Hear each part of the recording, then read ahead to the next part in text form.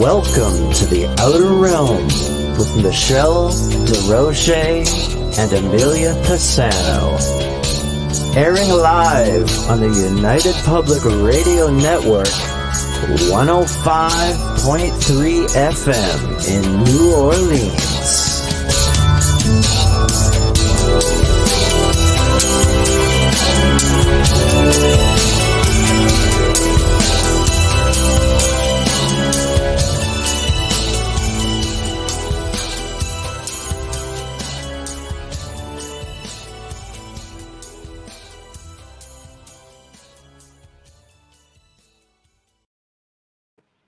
Good evening, everyone. Welcome to the Wednesday night segment of the Outer Realm. We are broadcasting live on the United Public Radio Network 105.3 FM from the beautiful city of New Orleans. We are fully sponsored by the amazing people over at Folgers Coffee who have been on this journey with us since the very beginning. So thank you, Folgers. We love you. Would not be the same without you.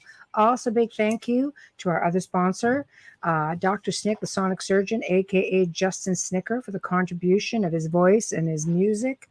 He's an award-winning composer of Halloween, horror, sci-fi, and dark wave electronic music, which is available anywhere that good music can be found. So tonight, we have a fellow radio show host here with us. She's a host of The Missing Piece, which airs Monday evenings 9 to 11 p.m. Eastern, 8 to 10 Central. She's going to be discussing her life as an ET experiencer. I might throw in a little bit of MiLAb and stuff. We'll leave it at that because I have a feeling it's just going to go places, and that will be up to her. So in order to participate in tonight's show, guys, we have the usual. We are on YouTube, UFO Paranormal, UFO Gods and Extraterrestrials, The Outer Realm. Heading over to Facebook, again, United Public Radio, UFO Paranormal Radio. News on the flip side, Joe Montaldo, UFO Undercover, Canada's Most Haunted, and of course, The Outer Realm. So tag into any one of those places and get on into the chat room. It's going to be a heck of a lot of fun. However, if you are on any of these platforms, like it up, subscribe, follow, whatever it takes. If you like what you hear, please show some support. We appreciate it muchly. And the chat room is starting. We've got Janie, Wayne, Tamara, Wendy, Carol, Ken. Hi. So hello, everybody. Bubble Unit, how are you? I'm good. How are you? We're good. How was your day? Good? Busy, you know. Busy. Yeah. Busy's good. I had to do a few things, and then my mother-in-law was talking about picking these little cherry tomatoes that she grows for my daughter. And she said, I thought she would pick them. And she said, no, because it'll dirty her heels. She's very much her mother's daughter. Nice. I said, you send them, I'll send you back a focaccia. So I started on that. And at the same time, I did other things around the house, right? Domestic goddess things. Domestic goddess. Yes, I love it. In roller skates. Right. No such fun for my end of things.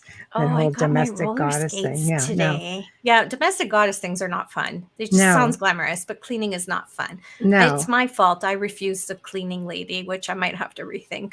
But anyway. Yeah. Like, what? I don't know. It's just been research day for me. Always a research day. Always just dealing with people, and ended up, decided to take a little side jaunt over to Habitat for Humanity because I love to support them. And I donated a while back all of our Odd Fellows big, 200-pound sofa bench things. And I found out something really cool today. Some of them, because there were 10 of them, and some of them were donated or people bought them independently, but 6 of them, I think, went to the Mount Carmel Seminary. Oh. The seminary takes the Odd Fellows benches. This seems a little strange, but happy to see them all go to the same place. That's funny because I have rosaries from there. Well, they've got the Odd Fellows couches that were made from the prison back in the day. I have rosaries that have been in their church walls and stuff like that. That's what I've got on actually right behind me hanging. It was good news, The little old dudes from the lodge get their tax receipt donation, and we sent everything there. Oh, I just love them. So anyway, really, really good news. I was really happy to hear that. But anyway, enough about all of the yada yada. Thanks, Bob. Sorry. Yeah, let's bring on our special guest. And again, co-host, fellow host here of The Missing Piece, which is here on the United Public Radio Network. You guys have to check her out. She's on Monday nights, 9 to 11 p.m. Eastern, 8 to 10 Central. And she's just delightful. And I'm sure you will all agree as you meet her. So let's all give her a big welcome. Trish, hello. Hi. Oh, Trish is frozen, I think. Nope, not there. Nope, There. she's good. There we are. Hello. Not She's frozen. good. Awesome. Just some experience. Oh. Being frozen? Yes. There's everybody. No, I'm no, I mean notorious for the glitches. No, being on air, so am I. Don't feel bad. Me too. That's There so we go. I just want to thank you both for inviting me to be on the show and having me on. And it's a I've pleasure. I've been gosh, it's our so pleasure. excited for this for so long. Aw. Aw. And I was just telling Joe the other day, I was like, you realize I'm going to be on Michelle and Amelia's show in a few days, right? Are Yeah, it's you good. worried about it? Like, we might break the internet. Get the three of us together. Always fun. You've listened to the show. We always have a really good time. Oh, absolutely. I just meant with yes. all of our energy. Gosh, Oh, yes. Oh my it's like, I gosh. don't know. Let's see, because I already have a problem with technology and my energy. So let's see what happens. Me I love too. And we have a storm rolling in too. So great. Yeah, we I do. love We storms do. too. There's I know. thunder and lightning going on here. But So if we go down, we could just, say it was a storm, even if it was just all of our combined energy. I am the storm. There we go. There we you're a go. combination of the both, right? The two. I Both. like it. I can't talk. like I it. need more coffee. Folgers coffee, that is. Folgers. Folgers. That's right. Yes. That's right. So, Well, and I was thinking how the two of you, out of all my even throughout my life, both of you have been such a huge inspiration to me because, thank you. Michelle, Cry. I Nice. told you a long time ago, I was like, no, I've never felt included. Or I know how you feel. I'm glad that you feel included. Yeah. Yeah. We're a big family here, But I used to tell Michelle, I was like, I'm truly like the adopted redheaded stepchild of the network because I finally have a place, and You Aw. do. Well, So we love it's- you. And No, you're gonna you're make me ours cry and we're when we keeping go. you. Yeah, you're ours. We're keeping you. That's it. So Yes. we're There's not a giving you reason back. why, No. you were encouraged to go on your own. And there's a Yeah. huge belief in you behind that. That's right. So Yeah, and that was something that gave me the courage for so many other, so Of many other course. steps in the process over the last, since I've had my own shows since January, I think. Mhm. So good for you. See? And look That's where at you're you supposed now. to be. And I've tuned in a few times and I love it. Yeah. I love I've your had- energy. I've had some ups and downs. I still battle the Lyme disease and everything. But I think that's all part of it. You have to figure out who you are and kind of recalibrate and take a step back once in a while and Growing start pains. over. And Growing Yes, pains that's a that lifelong that battle. consist of Yeah. baby steps, and that's Oh. probably the best way.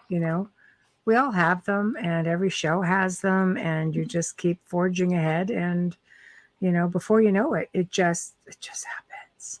See, Right? Carol Hernandez So- is going to check you out. You want to I know, look remind at them that. There what we time go. you're on and what There day? we go. I know. Oh yes, Mary, what are I you on am about, on roller skates? Mondays at 9 p.m. Eastern time, 8 p.m. Central time, for 2 hours Right. on It's a Monday great show. nights. High energy. Yeah, that's in the write-up of the show as well. So no matter where it goes, people will see it because I did put in the Mondays and I did put in the time. So I like that. So people will be able to just go on here and check her out. And if you haven't already, what's wrong with you? And I guess to explain it, to people who aren't familiar with me, I am a historical medium and an empath and things like that as well. So Right. it's funny. My guest this past Monday night, Jen Moore, she's a master empath trainer, and she does the EFT program, which I've actually never even tried. You've never So done the tapping? mm-mm, It's really no. good for you. That's Really that's good what for she was you. saying. Yeah. But it was funny because it's kind of like,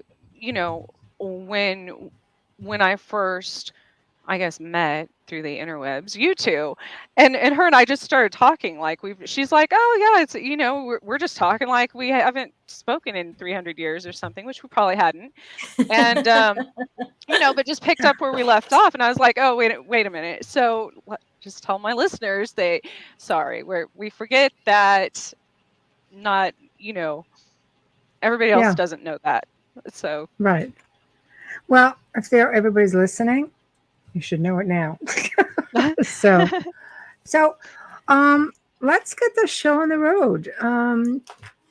Where do you want to start? I always say humble beginnings, start from the beginning. This is your story, and you basically have decided that all the shows, your own show would be a platform, and you've done a couple of shows, and we've got a huge listenership. We're really, really pleased to have you join us.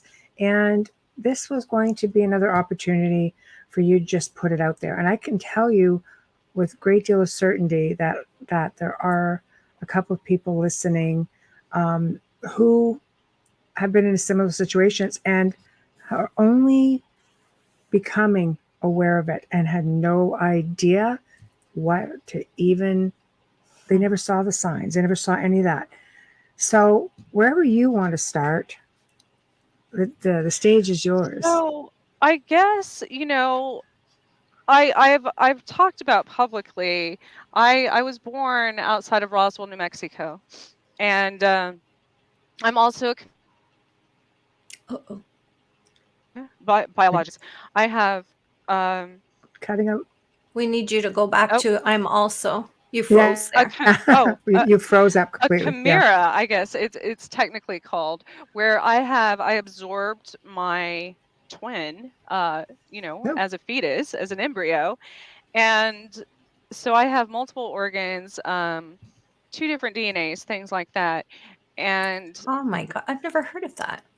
yeah, so and now, and back when they discovered this, there hadn't been that much research on it, and I'm sure there's tons of people that probably don't even know Oh yeah. that's a thing, or that unless you've had medical. But I have 3 spleens. I have so um They want to make sure aside you from stay that, around for a long right, time. They're giving you right. all these extras, right? I have extra heart valves, but because of that, I wasn't supposed to. Most people with that condition don't live past 5 years old, and Oh wow. so yes, I've made it a long time in life, and I'm also a Gemini, which a twin and a twin. Right? But but aside from all of that, growing up in New Mexico, obviously, extraterrestrials and UFOs and everything. I lived in a very small town on the Arizona New Mexico border, literally on top of a mountain, and so we saw a lot of things that nobody else ever did. But we were isolated. Um, uh, Most of the people up there by choice, obviously. Um, and so it was common to us. We experienced the first stealth fighter planes over. I remember them over the canyons as a little girl when they would test them, because we were a few hundred miles from White Sands Mhm. missile range. And Oh wow. That's scary too. yeah, so most people would think of that as like a UFO, because the stealths, when they first came out, there nobody else had knowledge of that, and they would just, they would No. test them over And the mountains. they were quiet too. Hmm. But back then, and I thought it was Mm. the coolest thing as a little girl, they would still create a sonic boom, and it'd echo through the canyons, and I thought that was so. My sister and I were always excited, um, when they flew over our house and stuff. Um, but all of that's pretty well, I've always been public about those things. I even one of the first groups of people we interviewed when I was a co-host on Chasing Prophecy. Um, oh my gosh, and of course I knew I was going to forget the name of the show. They did a documentary on the hybridization program. Right. And as with synchronicities in my life, it was the night before that my TV came on, and I watched one of their episodes, and I was like, there are others who've had babies taken, and you know, and that's something I had experienced for a very long time. And so all of that was still well known. But what started happening, you know, we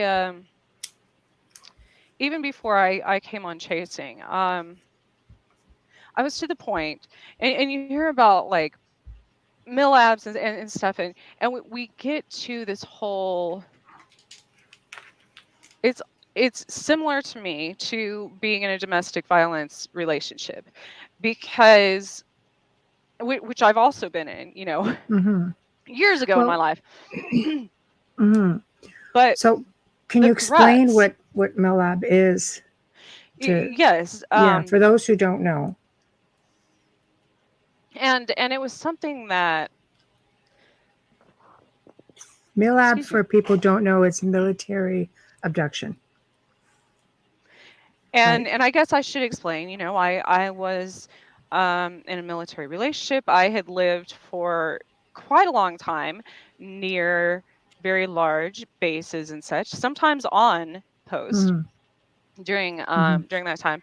And so, and again, coming from New Mexico, I was by many of them, you know, I was, and so but when I say it was similar to, it becomes similar to like a domestic violence relationship, because we feel there's certain times by other entities, I should say, or however they come across holographically, Mm. that I've been threatened, that my family's, you know, that they'll say, if you don't do this or you do this, we'll harm your family, we'll whatever, you Mm. know. And Mm-hmm. so it reminded me of a relationship, you know, the same that I was in a long time ago. And so people say, well, why didn't you talk about it? Why didn't you? Aside from the stigma of people thinking you're crazy, you know, when we're human, we all get that, worrying about how it's going to impact our life. Um, and so once I got past all of that, there was a stranger um, walking down the street. I was finally, I got to the point where I was like, no, no, no, this isn't my story. And this Mm. is not how my story will end. I'm not Mm-hmm. gonna let, like, I was like, man, I'll, Mm. before allowing, you know, any of this, fear is just an illusion. So before allowing that to take over and completely consume me, um, there's a stranger walking down the street, and I had very little hope in so many things at that Mm. time. And a stranger said, you know, if no one knows you exist, you're easier to get rid of. And that's all he said. That's true. That's very, very true, especially in the That's criminal world. Never mind that's just good regular advice. criminal Yes. world. Yeah. Yes. And so here I had gone through the last, you know, few years prior to, um I had completely isolated myself from friends, a lot of times from family. I was scared to use a mirror or a cell phone there for a long time because of the tracking devices and things like that. And so when I was talking to Michelle months ago, I said, every time, much less speak about it. Mm. Yeah. I think she Freezing. froze. You're frozen. Oh, you're frozen. The irony. Yeah. Can you hear me? So, Yeah. so I what do you think? Why did they become interested in you? Is it because of being, married to a person in the military? Was it because you had extraterrestrial experiences before that? What was the catalyst? Like, I mean, they don't just show up and say, "Hey, you're a girl." You know what I mean? Like, what happened in your I think life? they do. Do you? Yeah. I think it's in our blood. I think they follow families for, Sure. generations. Of course. Because even with me, I was born basically speaking another language. I chirped like a bird. Ah, But it sounded similar to certain extraterrestrial languages. And it does. so for like Yes. a year and a half, and my mom took me to the doctor and she said, I don't know what's wrong with her. Like, she doesn't ever cry, but she makes this weird noise. And he said, well, that is her cry, kind of, until my sister taught me, by the time I was like 2, how to cry. Right. Or That's by just listening pretty. to her, That's so cute, though. Oh, it's this little Trisha just sitting there chirping. Yeah, I was just It's like, chirping like a bird. right. So I mean, if I had to make that assumption, I would assume that you were an experiencer. Some people might say you were a hybrid. Some people may give you a combination of both, obviously. But because I don't look at hybrids as being experiencers, I look at them as being hybrids. They're just, Right. it's who they are. Well, So obviously somebody knew this as well, if that's the case, and so I do want to specify that just because I was from New Mexico and I grew up playing with communicating with spirits and Right. playing with fairies and the elementals in the woods. That was my reality as a Right. child. I wasn't around, all the toxic things of a city and electronics and things. I mean, this was the early 80s. I'm 41, so Right. there was, Right. and so, but I do want to specify, I never showed that much interest in sci-fi. I've never seen Star Wars, Star Trek. I don't even watch TV hardly. I don't. I had never researched abductions. I had never anything like that. I had never researched aliens. Because it was such a big Right. part of where I came from. Yeah. That. Right. Well, especially Roswell. My God. Yeah. It's so kitschy. Yeah. And I think that was so a few years ago. This was 2000. Gosh, I lived in New York. Right. And so many things happened over the years that I, just wrote off as being paranormal, Right. hauntings and stuff. And now, like you all were saying, looking back, I've done the I same connect thing. so many of those things Mm-hmm. to more of an extraterrestrial. Even Yeah. I've ended up in the middle of the Utah desert before. I have, you know, things like that I either A, forgot until something triggered it, or B, wrote off as paranormal, certain hauntings in my houses and things like that. And it was 17, 18 when I actually got Lyme disease again and went through this entire year of so many things happening spiritually. Back then I was very religious. I was, in Christianity. And I was baptized April 22nd of 2018. Right. And after that, so many things started happening to me. And so I wrote them all off as being religious.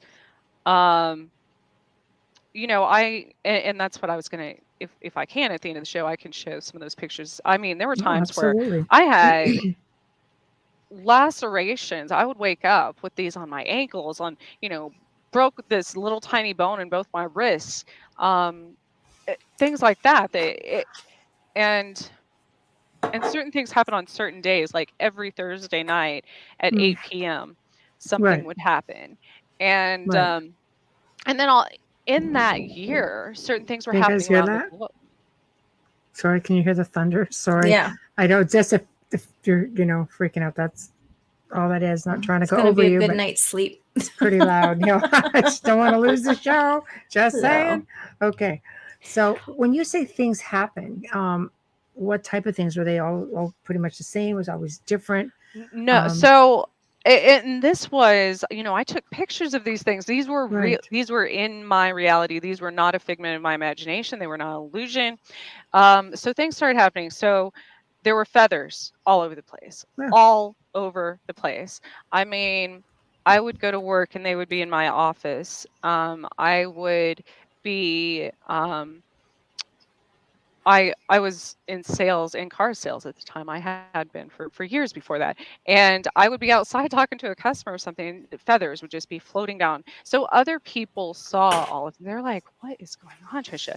And then one day I went to work and there were praying mantises all over all the cars. I mean, No way. like hundreds. And Is that normal for that area? no, I only see like one or two a year, much they're not very less. common. No. Yeah, much They're less not all in one common. place.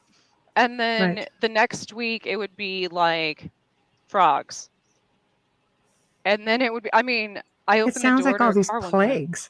I was just gonna say, did you feel like the Yes, four horsemen yes. were coming next? Absolutely, absolutely. Like that And film. Especially so, being like religious, right? yes. You would think that. And so all of a sudden, I would open a door to a vehicle and a frog would jump out. And I'm not even lying. Like, there were witnesses, and then there were moths all over. And then there I were have a thing with moths. Ugh.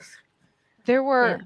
all of there dragonflies, praying mantises, frogs, moths, something else. And then the four horsemen thing.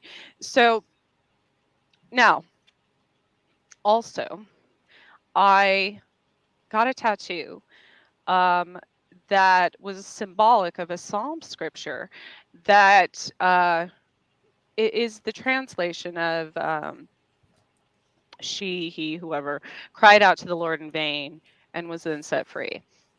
That day, I got home from that tattoo appointment and I had like 20-foot ceilings because I lived in this old like 80s style house. And there was this giant, the last thing I remember was this thing, this entity that was almost as high as the ceiling. So very, very big, very bright, looked like it had a bunch of wings. And then and then I had a heart attack. Like a real heart attack. Yes. When I came to, I didn't know if that thing caused it or if it saved me, if that makes sense. It does. Could be a precursor maybe to I something. Do you think it could have been a precursor, like an omen or warning? That's really young. Yeah. Well, with Lyme disease, it had spread to my heart. I had cardiac Lyme. It also spread to my brain. I had neuro-Lyme. They told me that year that I had less than 1% chance to live with both. And so after that, I started seeing in the clouds battles of angels and demons. And then things started happening in the world. There was a river that turned red, and there were all these. So this was around August, right? So I got baptized, had Lyme disease all spring, went through the summer. This was August time period. There was a river that turned red. There were these plagues that going on in my life. I was literally seeing these battles of angels and demons in the sky. And I didn't even, at that time, I didn't remember this story of Joan of Arc. And I was like, when I started reading about that, I'm like, that's kind of interesting. And when I was around 14, I kind of rebelled against my father and shaved my head and, boy, that's a rebellion for sure. Yes. And that's what Joan of Arc did, historically. Right. And so, and I'm not by any means comparing myself to her because good Lord, the women back then were, but all these things that were happening and I didn't feel like I had anyone to talk to, not my church, none of them believe me. None of my friends believe me. They all, oh no, it's crazy. Everybody said I was changing things. Right. Am I back? You're back. Yeah. Okay. And so, somebody said in the comments, crickets are coming soon. No, that's already happened also. That was a year ago when I had another heart attack. There's an infestation right now somewhere about crickets that I saw. Not crickets, grasshoppers. Huge right now. I can't remember where it was. I saw a video and they were walking through the grass and there was tons of them. That's funny you say that, because that's actually one of the most a very haunted part of Kansas history. There was a place that used to be called Grasshopper Falls, and that's what happened. They had a grasshopper invasion. Oh, wow. And even other things, like they renamed this rock formation out west in western Kansas Little Jerusalem. I think a year or two ago. But back to when I lived in Manhattan, it was Labor Day, and I remember that because it was Labor Day. There was a flood. It lasted for almost 7 days.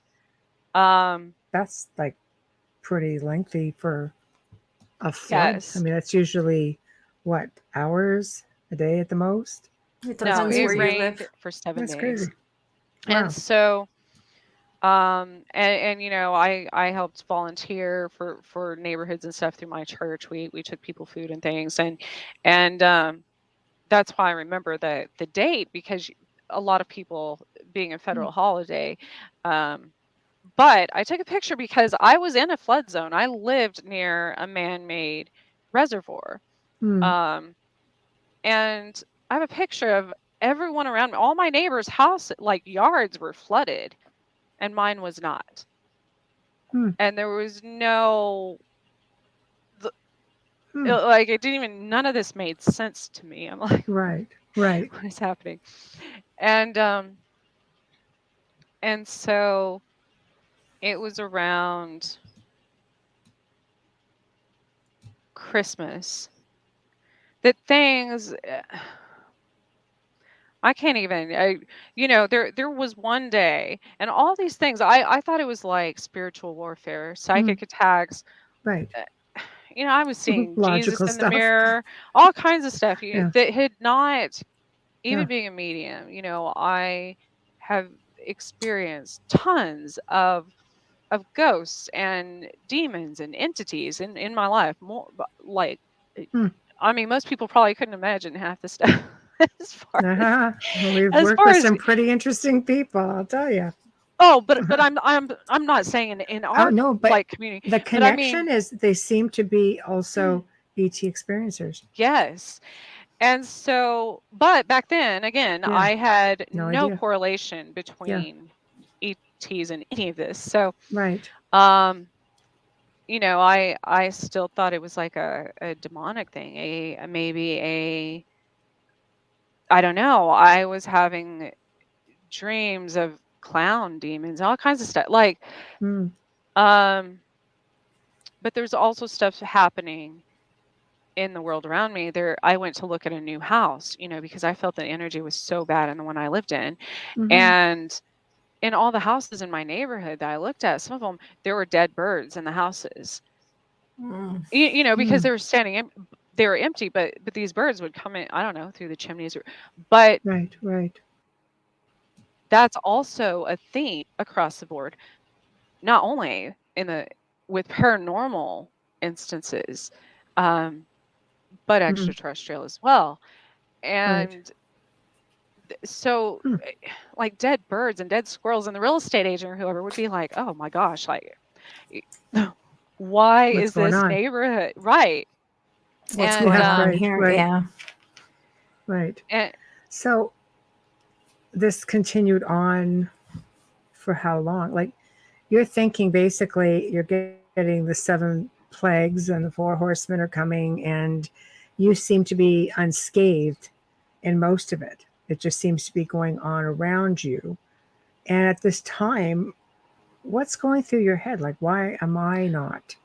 well, aside from the weird injuries that I would wake up with, you know, Right. every week on a Friday. Right. It was always on Fridays, Trish? What was Thursday night that these things would happen? So it was always the same day of the week, It was the same always the kind of same time. day. That's odd. Yeah. And I lived near a really big power grid as well. So, which is funny. I always do that to myself. I always live near, you know, big bodies of water, power grids, things like that. And I remember driving home one night in the dark, and my kids and I saw the power grid glowing on top of it. It was the strangest, I mean, literally glowing. It was like a pinkish. I'm like, I don't think No, that's they're been like supposed that to do before. No. Right. Yes. Yeah.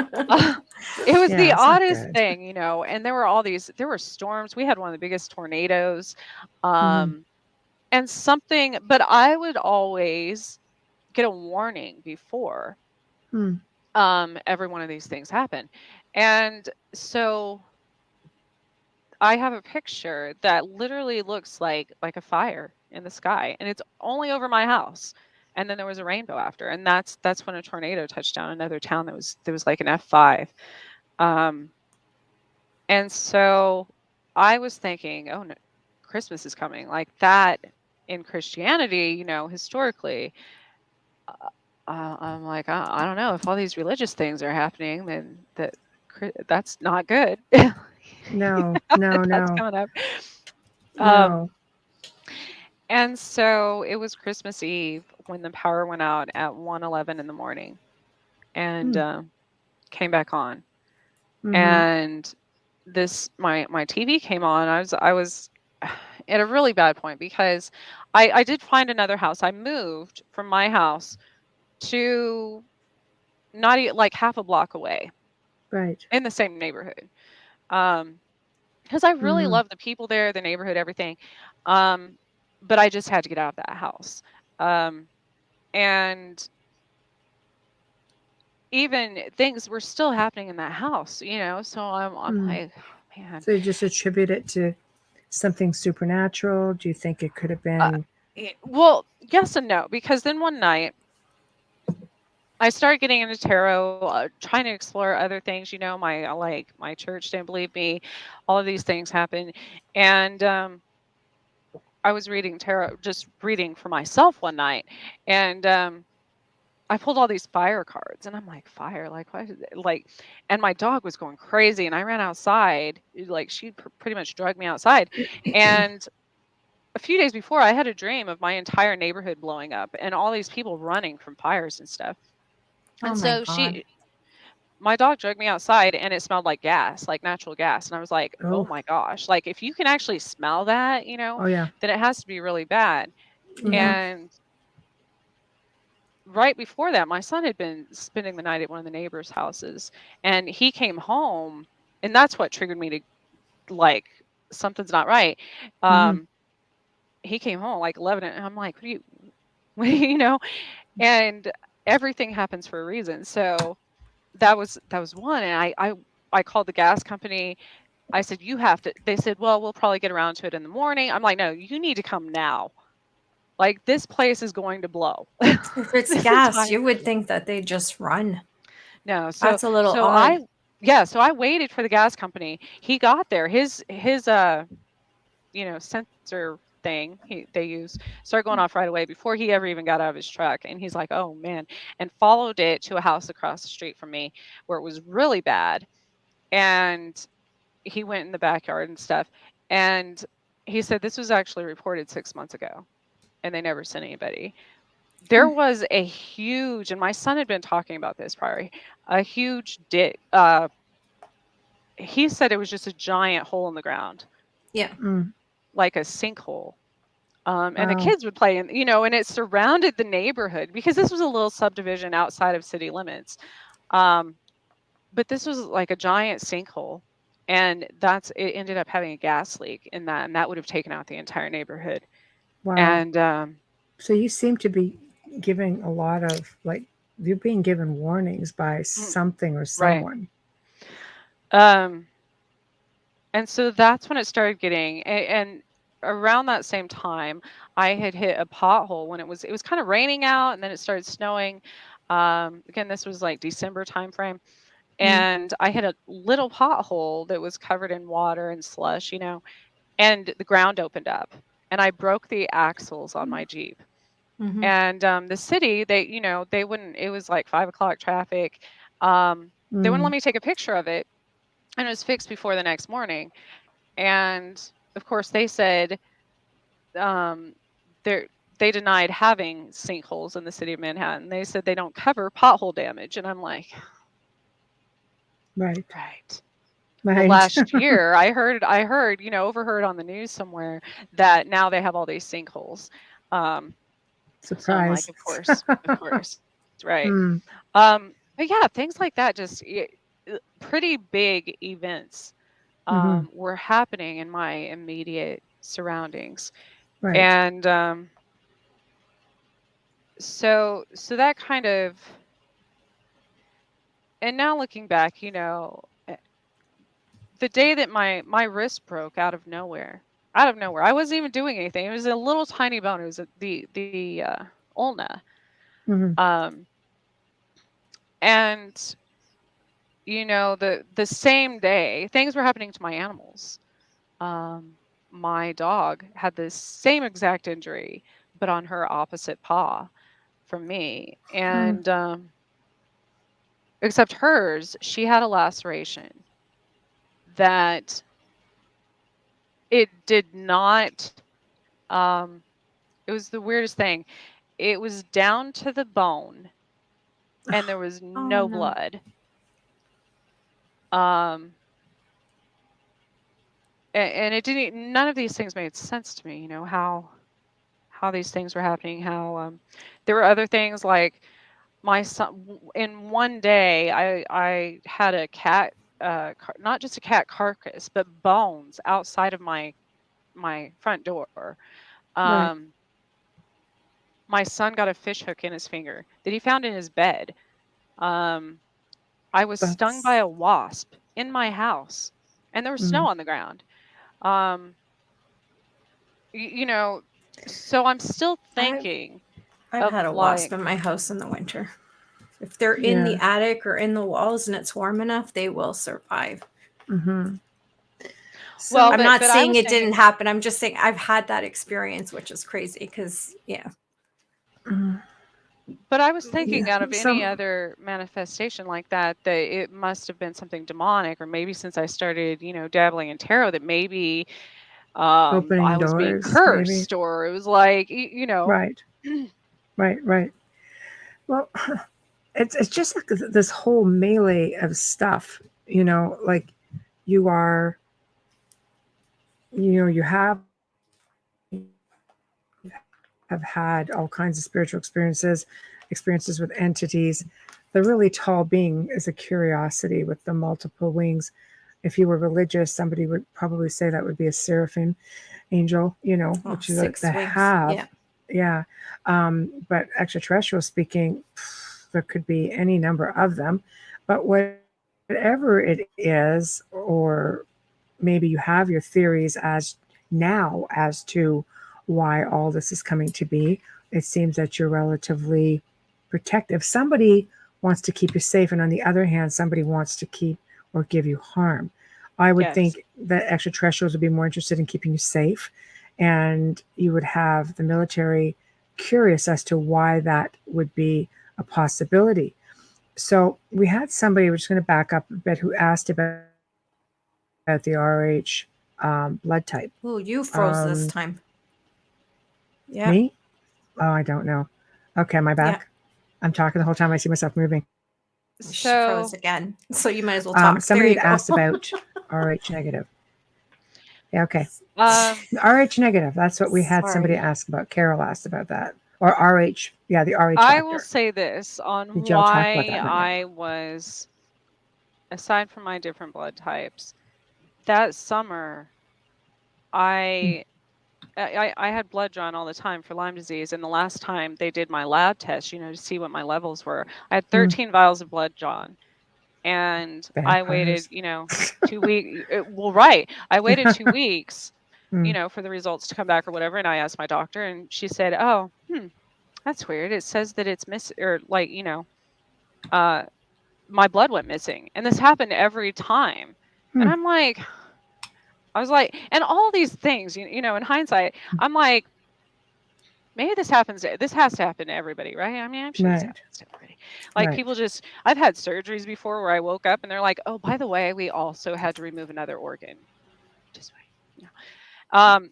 And my just records are missing and all of these other things. So people have to realize that I already have a fear of medical institutions because of these things. Sure. I go in one thing and all of a sudden they pulled 6 teeth, or I go in for another thing and all of a sudden I'm missing an ovary, Wow. And so, and Carol's saying blood types, question mark. You don't have to answer, you could say what you want, stop where you want. so my blood, yes, there, and I'm also a redhead, Science has dated redheads back to some of the first cave people in the world, Oh, for sure. Well, for sure. Plus, as Joe would tell you, going back to 30,000 years ago, there wasn't any known. I mean, you were brown hair, brown eyes. We don't know that for sure, though. Yeah, Joe here. Bubbles is completely freaking calling you out. Anyway, yeah, we don't know that for sure. We can't watching. prove it. But if that being the case, that he, what he's saying with their research is that there was some kind of extraterrestrial intervention somewhere in there, which many people deemed as gods, et cetera, whole other show. But along comes red hair, blonde hair, blue-eyed, green-eyed, hazel-eyed, just a whole mix of genetics that really weren't here before. So what's interesting, and I still wasn't putting all this together, that it was around September, October of that year, I had modeled for a construction company that was completing a new medical center. And I remember they let us go through the lab and everything. And everyone that worked in the lab had, blonde, almost white hair and bright blue eyes. And I'm like, that's odd. Do they only hire people? Right. I'm like, very Nordic of them. Right. And I'm like, do they only hire like Nordics in this? But I didn't know. Right. Yeah. I didn't know what a Nordic was back then. So, yeah, it was very strange to me. But then, now thinking back when I say, my blood turned up missing and all these other things, I'm not blaming just the Nordics. I'm saying my blood is valuable to many, but yeah, all of those things, now add up. Right. And so, obviously you would have people in positions such as maybe government or military who would take a strong interest in you physically as well as per your abilities or your extraterrestrial experiences. As I'll let you kind of forge ahead because it gets really strange where you all of a sudden are able to do things with your abilities. Do you think this is something that was a MiLAB thing, or do you think this is something that was government, MK sort of thing? So first, two things. So when you asked about the entity in my living room, yes, and initially after I learned what a chimera was, I realized I had a tattoo. I don't know why. It's like I had gotten that tattoo when I was like 22, 23. And so it's something I'd had for a very long time. And why I didn't, it's just something I walked into the shop and said I liked, and got it back then. And it's like a lion's head with wings and stuff. And I didn't realize when I was, right. I'm like, so the angel thing in my life and having, the 3 heads and I'm like, wait a minute, the chimera like a manifestation thing, almost, right? And so Carol asked, or stated in the comments, which one? Carol, yeah, that one. Okay. Where all of a sudden their blood type changed. So when I had my son, I was high risk. I had what I thought were a few miscarriages prior to him. Now, in hindsight, when those babies just turned up missing, again with the hybridization programs, and so, but I was allergic to him. I was allergic to his DNA. I had what they call PUPs. The doctors said less than 1% of pregnant women get that. It's where you break out, and I broke out in hives. Mm-hmm. By the time I was like 4 or 5 months pregnant, and the only cure is to have the baby. So I was literally allergic to his DNA. I never got the shots that most people with RH blood Oh, the have. globulin. That's what it stops. It prevents Right. puffs. Yeah, You because I've never had even that happen. tested for that, which is interesting. Mm. And so right before I had him, I had too much amniotic fluid and they did an amniocentesis, which was very dangerous since they should have already known, since I was allergic to his DNA, that he had different DNA than I did. Yeah, and they're And puncturing a so, hole in you. right, and crossing, the bloodlines. So, and it's actually highly illegal. They're not supposed to. I'm not going to get into medical malpractices. I would have. Right. Yeah. A whole other show. But after I had that, I had to have an emergency C-section, all this stuff. But after, and I had general anesthesia. And an interesting thing, I was by myself when I came to. I didn't have my family lived halfway across the U.S. And the nurse said, you just had a baby, you're in recovery, blah blah blah. Yeah, I wasn't to my room yet. I was still in the recovery. I still had an oxygen mask. She said, I'm gonna go get a soda real quick. You're fine. And I hear all these bells and whistles going off. And I start suffocating. And so not only I had already flatlined numerous times due to a reaction to anesthesia. And when I had him, and now I'm in recovery, and they find out the oxygen tank was empty.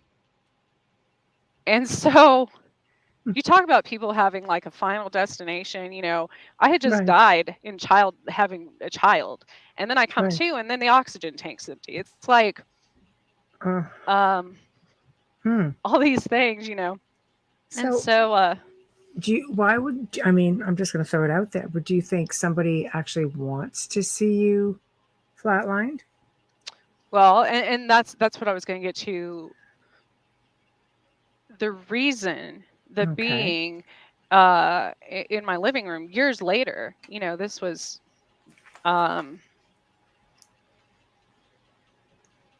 gosh, it would have been like 10 years later, resonated, was because after my surgery, when they make you get up and walk eventually, after a C-section, I passed somebody in the hall. I'm sure there were tons of people during surgery because there were doctors and such. They probably saw me naked, and it was like a nurse or orderly or something, and they said, "Hey, nice tattoos," and I'm like, That's inappropriate. Well, highly inappropriate, but there's a reason for everything, because that is what I remembered years later of my tattoo that looks like the Chimera, which some could say look like the an angel historically. So right. So here I am still thinking that all of this is spiritual, religious, all of that. And I will mention 6 months after I had my son, to the day, it was about a week prior, I was with him at a park or something, had him out, and a couple called me over and they said, "We would like to buy one of your eggs." And I'm like, What? Excuse me? Who does that? Would you just say to me? Right? What? Wow. And I'm like, I mean, I appreciate, like, Yeah. Isn't that illegal? Aside from that. Yeah. Right? I would think so. It is illegal here. That's why I'm asking. You have to be part of some kind of medical program to donate eggs, and it's usually because you're a surrogate, not just... Yeah, it's still a weird, crazy ass thing for somebody randomly come up to you and say, "We'd like to buy one of your eggs." How did you react? Like, did you think, "What the hell," or did you respond, or were you just frozen? I was kind of frozen. I was like, I'm flattered that you would want to, I guess. That's an odd question. I'm just going to back away now with my infant and just go, right? Right. And so, why not? But it was a week later. I went into the emergency room. They thought my appendix had ruptured. And when I came out of that surgery, the doctor came up and was like fumbling his little flip phone, this again back in the early. And he said, "Oh, it was crazy. They had to call me in. I took a picture." And I'm like, "What are you talking about?" Because when I came to from surgery, I thought I was just going to have like a few little incisions from having my appendix removed, laparoscopic surgery that they had explained. Right. And quite small. but I had my entire belly button was cut open. Like I had all kinds of stitches and stuff. And I'm like, well, your belly button is cut open to put the camera through. No, well, Did they no, this explain was, that? they had explained before that I would have just other little incisions in other areas, which I did. I had those incisions also. Yeah. And so the specialist, I asked the nurse, I'm like, "What the hell happened? This wasn't supposed to happen." And she said, "I'll let you talk to the specialist." I'm like, "Specialist?" And he said they sent for him from another city actually, and he said, "I have a picture. It was crazy. It exploded. I'll show you." And he's like, "Oh, it's weird. My phone won't work." But anyways, we had to remove your ovary, and I'm like, "What?" Did And he sell years it? later, when I tried to get more information, I don't know why I didn't at that time. I guess I had a lot going on in my life, but I tried to get the records and they no longer exist. And so I don't even, but the fact that this couple asked me to buy an egg and now all of a sudden I'm missing an ovary a week later, was scary, Right. Wow. And that had nothing to do with military back. Like this was real life, a real procedure. I had a real surgery, right.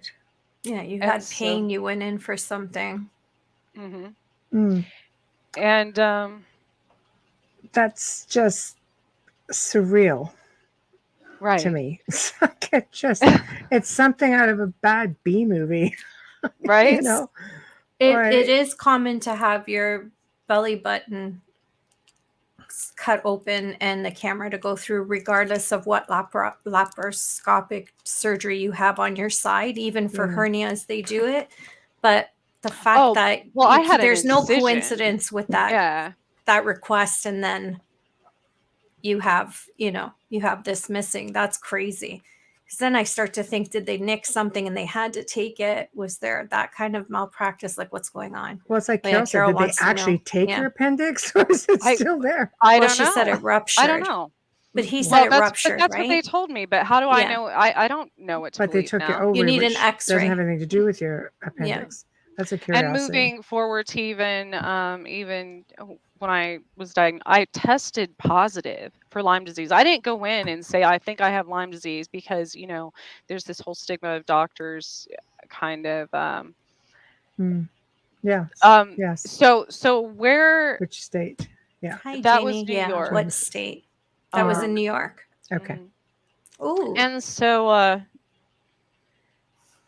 when I was diagnosed with Lyme disease, I went in because I couldn't move my neck. I had been camping the week before, and I couldn't move my neck. I had a really high fever, but Lyme disease was the last thing on my mind. Like that wouldn't have been. I also tested positive for West Nile virus at the same time. Wow. Jesus. They sent me, before you can be, back then, 4 years ago, before any doctor will treat you for Lyme disease in the state of Kansas, you have to be seen by the CDC, the Department of Disease Control. And that was in another town, and I had to wait. I don't know. It was like, of course, a specialist, it takes another 3 weeks to get in. Well, with Lyme disease, if you don't treat it within the first 2 weeks, the person's going to develop it chronically it forever. But I couldn't be treated for it. There was no doctor that would treat it. That's terrible. And even when I went to CDC, and I read up on this because I was like, what is happening? I'm not losing my mind. I know I tested positive for this. I know. And it's interesting because I went to like an urgent care, not an actual, the first time. So I know it probably would have been different had I gone to a hospital. They probably would have denied it altogether, And, records go missing in hospitals all the time, conveniently. But my records, my blood, apparently, all of that. Carol, it's funny you say Rosemary's Baby. I have a story about that too. Right. But Mm, so right. when I went to CDC, the doctor was very rude, and I'm like, listen, they sent me here. I don't want to be here.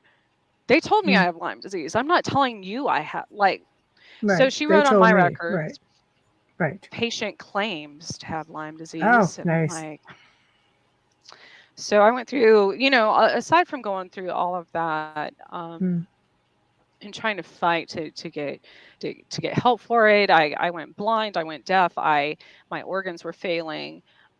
I was consciously losing my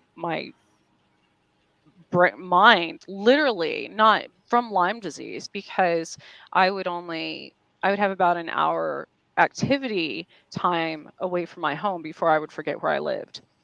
right. Um, I forgot how to talk one time. I forgot how to eat. It causes the nerve damage and stuff. And so that was all in that frame as well, in Kansas. Mm, And so it was one day I found this book randomly at a thrift store. The universe started interacting with me, and I thought I was going crazy. I literally thought I was going crazy. Like, my TV would come on and there'd be messages, and I was hearing stuff in songs, and this is what made me think of MK Ultra, because when I lived in New York for a brief period, these things would happen, and then I would forget about all of it. It was like something erased my mind, and then it would trigger it, and I'd remember it all, which later, again, I learned is something that happens with those things. And so, Yeah. mm, So sad. I'm so sorry you went through all of this. I had a purse though. I had a Michael Kors purse and wallet, and I lived in Manhattan, Kansas, MK, and I'm like, MK, why do I keep seeing that? right. And so, Synchronicities. It's his logo on right, his Synchronicities. bags too. yeah, yeah, Yeah. because so I was literally seeing it, but I'm like, why is that so odd? Why does that ring a bell? And in New York, I had also lived outside of a very large base, very near Canada, and I had remembered seeing the cases when the Canadian citizens sued, had the big lawsuits, against the U.S. for the MK um, Mm, experiments and things, and I was like, I've had a lot of these symptoms that they just, brush off to being Lyme disease. And um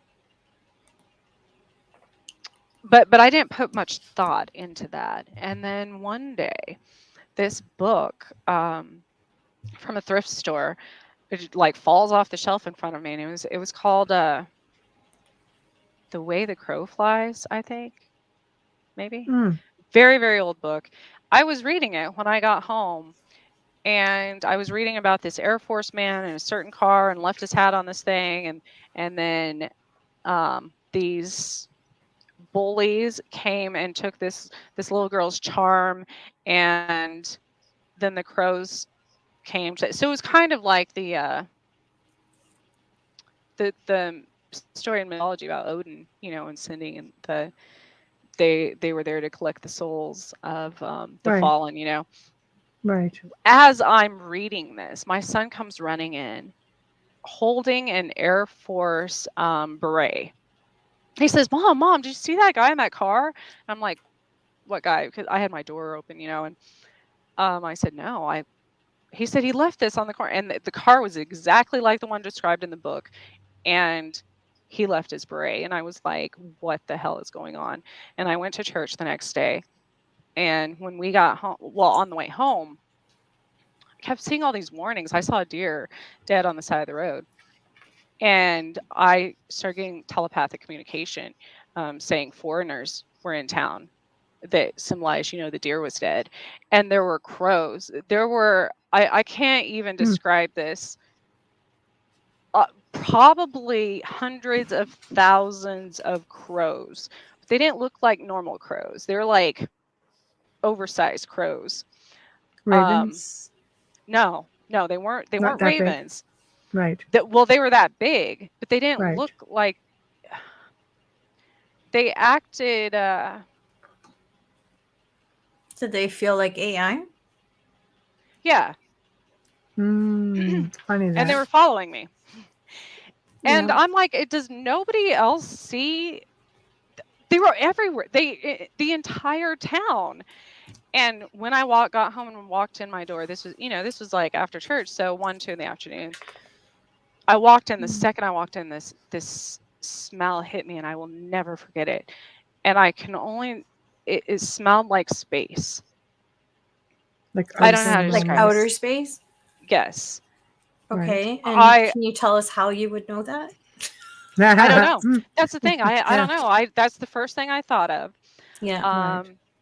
And it was like all the oxygen was removed from the inside of my house, literally, and there was this gas smell. I don't know how to.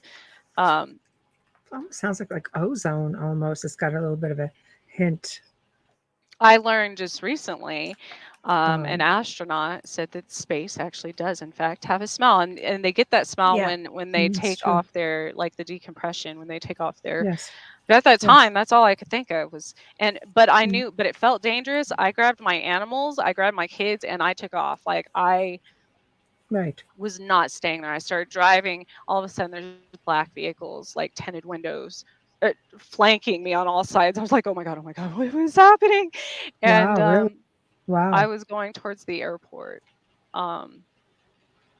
Because that was one way out of town. I had to pass the airport, and something was telling me to get off the road, like telepathically communicating, we can help you get off here.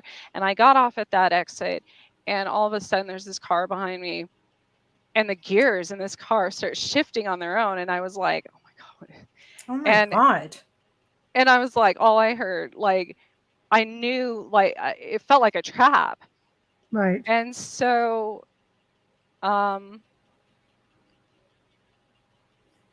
at that point, like, my animals are interacting. I'm like,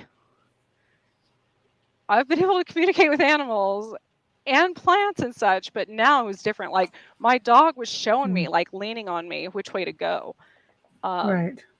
And stuff. And so they tried to stop the car, and I was like, and I will say, I'll go back. I'll say, I didn't have, so aside from my Jeep and breaking the axle, I also had a rental car because I had another car that I took to get the oil changed, and that auto center blew the engine.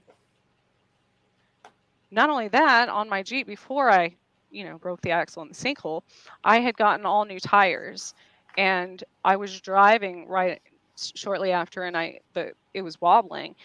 The tires started falling off. I had to have it towed.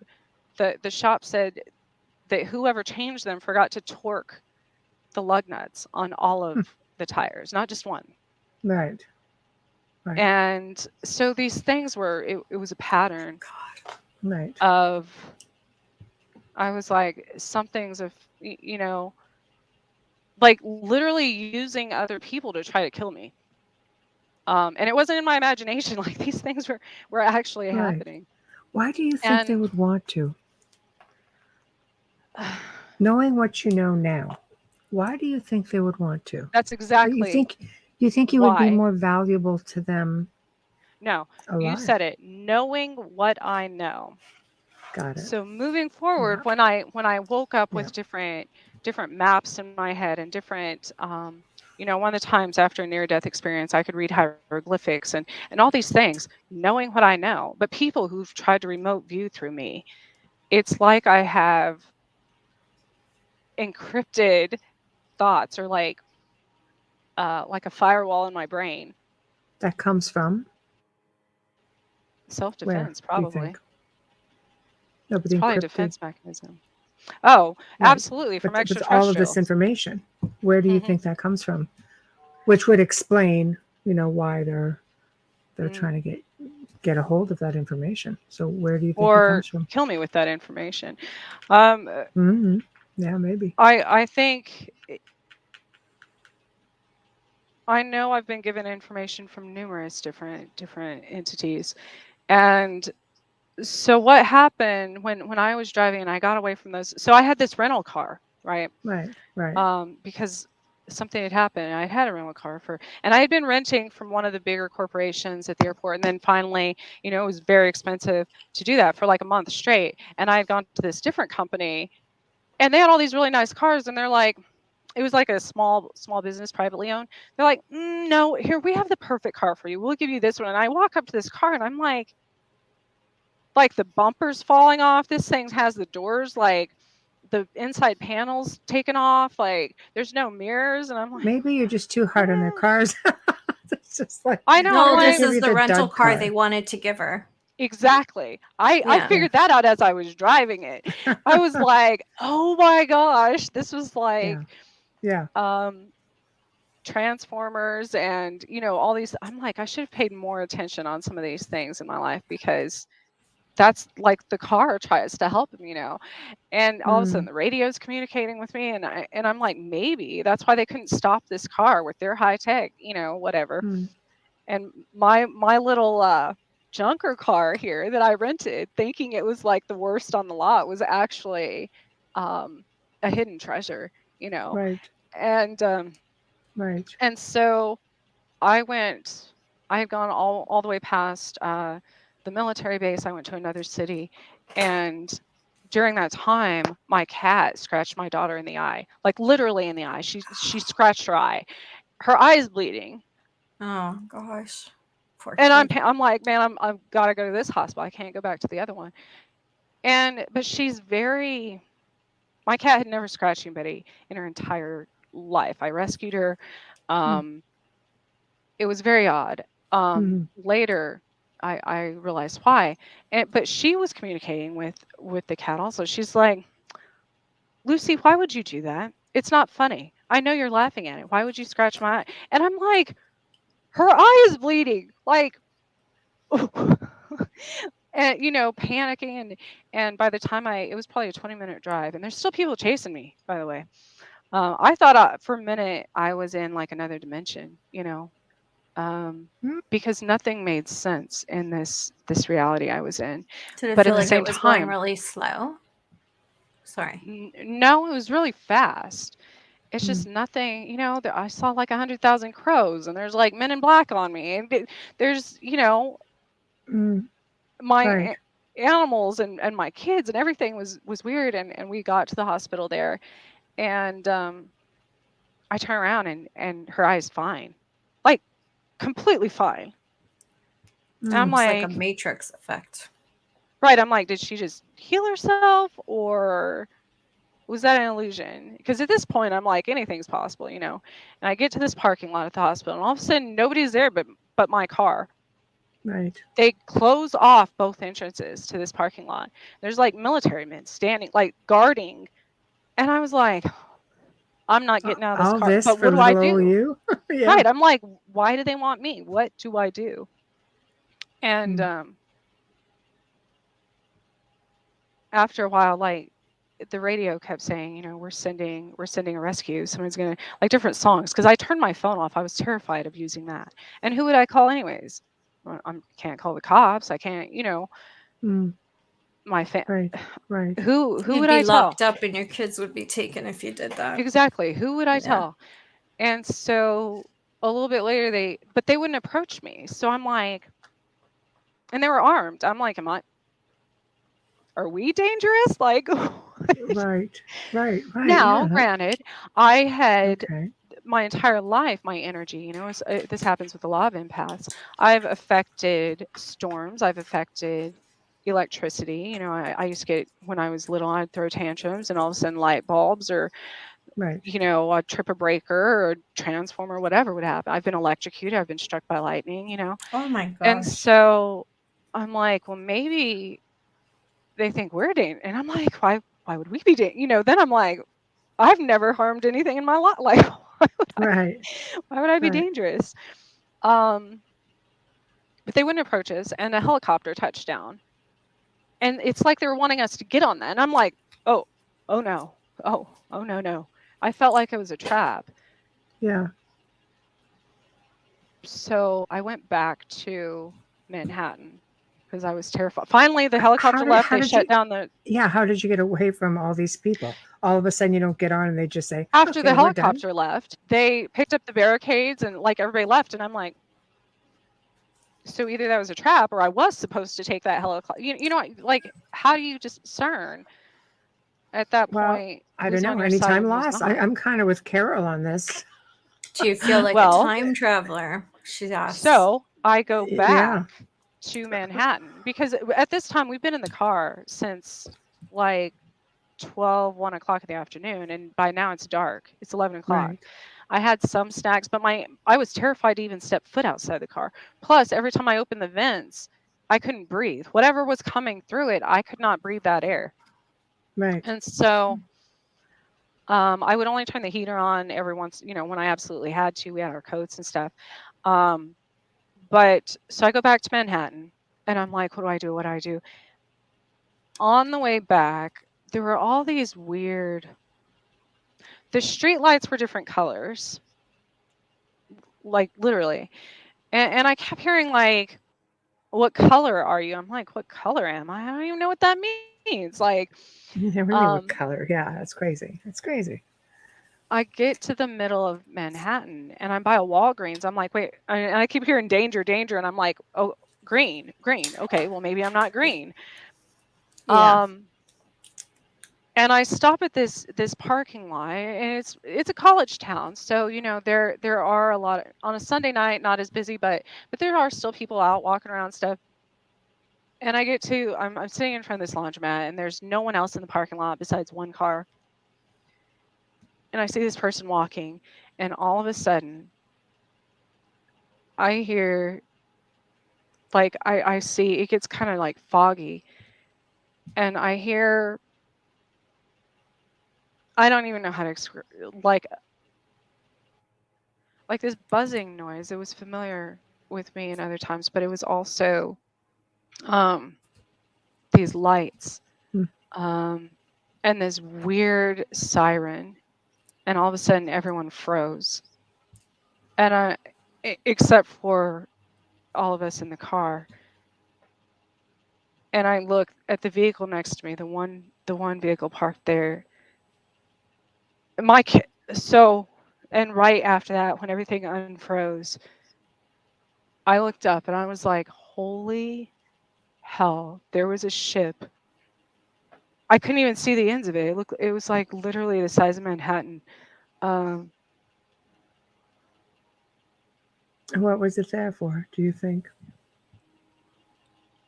Was it one of theirs? Was so it I actual automatically thought of extraterrestrial?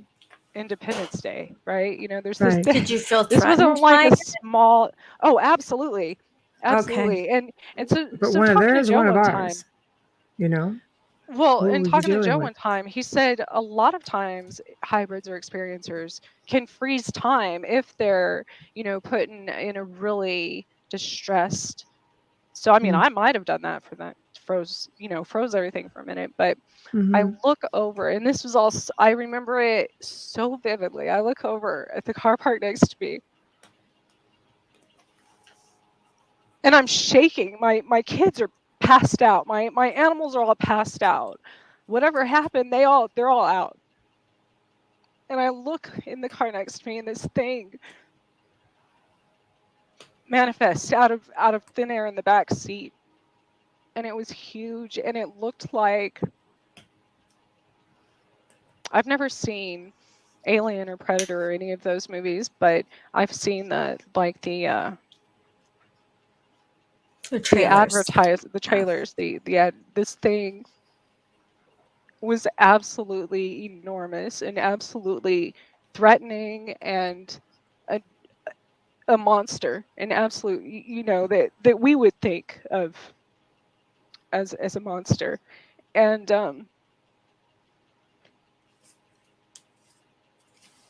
I I did lose time right then, consciously lose time.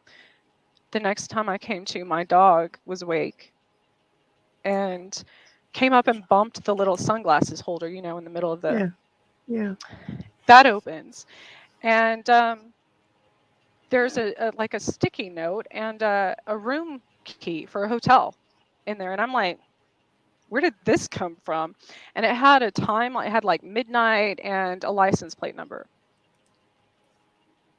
And I was like, okay, is this another Mm. trap though? Like, am I supposed to meet? Is somebody going to rescue me if I meet him at this hotel at this time? Is somebody going to kill me? Is somebody, but somebody was also, these things that were communicating with me telepathically were also, there was something else communicating with me, but they would say, speak it out loud or write it down. And I'm like, but that's human. That is human. So I'm like, oh, I feel like that one's more of a trap than the other one. Yeah, right. And so I Choose do your go to the poison. hotel. Yeah. I do go to the hotel.